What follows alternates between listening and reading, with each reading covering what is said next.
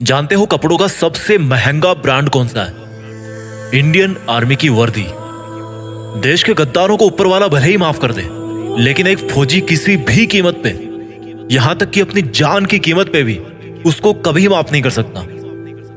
करोड़ों कमाने वाले भी ये वर्दी नहीं कमा सकते।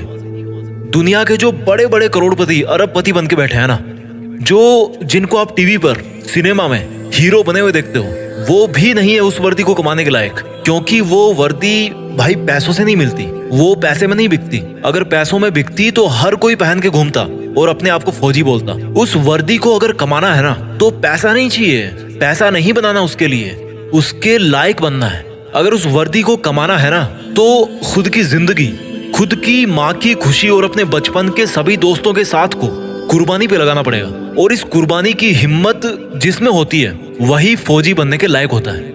अगर इस वर्दी को कमाना है ना, तो खुद को हर मोह माया से बाहर निकाल कर आग में तपाना है। कितना बड़ा दिल होता है उस माँ का जिसका बेटा या बेटी डिफेंस में होते हैं। कुछ पंक्तियां बोलना चाहता हूं मैं उन सब खुश नसीब और हिम्मत वाले युवाओं के लिए जो अपने आप को उस वर्दी में देखना चाहते हैं कि ये आग जलती है तो जलने दे, ये आग जलती है तो जलने दे, माँ अब मुझे तू फौजी बनने दे।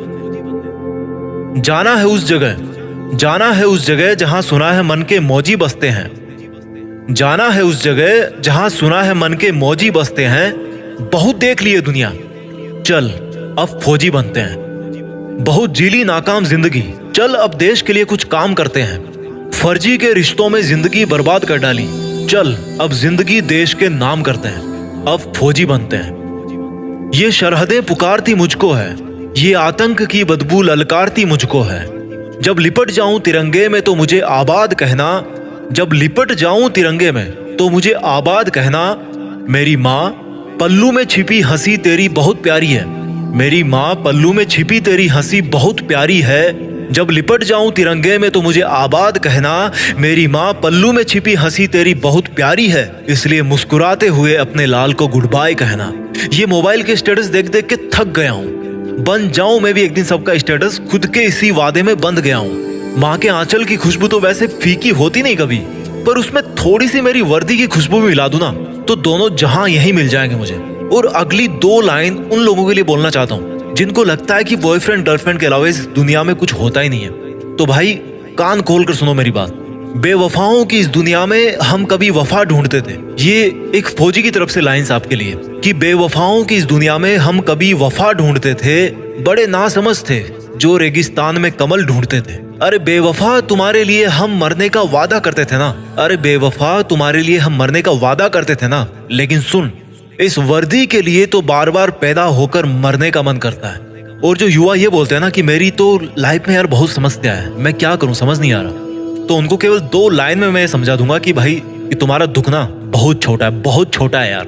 कि हमने समंदर को भी सूखते देखा है, हमने समंदर को भी सूखते देखा है, जब जब मेहंदी वाले हाथों ने मंगलसूत्र उतार के रखा है। जिंदगी में समस्या किसके पास नहीं है, पर एक वो इंसान भी है जो फौजी की वर्दी में हर समस्या का सामना करके अपना फर्ज निभाता है, लेकिन फिर भी रोता नहीं है, मुस्कुराता है। वो फौजी जो हर बार छुट्टी से वापस आते समय यही बोल के आता है कि जल्दी फिर लौट के आऊंगा। लेकिन ये किसी को नहीं पता होता, उसको खुद को भी नहीं पता होता कि वो फिर जल्दी कब आने वाला है ना हिम्मत, है ना हिम्मत। मैं जीत फिक्स के मंच से उन सभी फौजी भाइयों को सलाम करता हूँ और उन पोटेंशियल यूथ को मोटिवेट करना चाहता हूँ जो फौज में भर्ती होने का सपना अपने मन में ठान चुके हैं। क्योंकि दुनिया में देश का नाम करने का इससे बेहतर कोई दूसरा तरीका नहीं हो सकता। मैं सैल्यूट मारता हूँ फौजियों को जो एकमात्र रियल हीरो है इस कंट्री के। फौजी एक तरह के हीरो नहीं है, वो एकमात्र रियल हीरो है। सैल्यूट, जय हिंद, वंदे मातरम।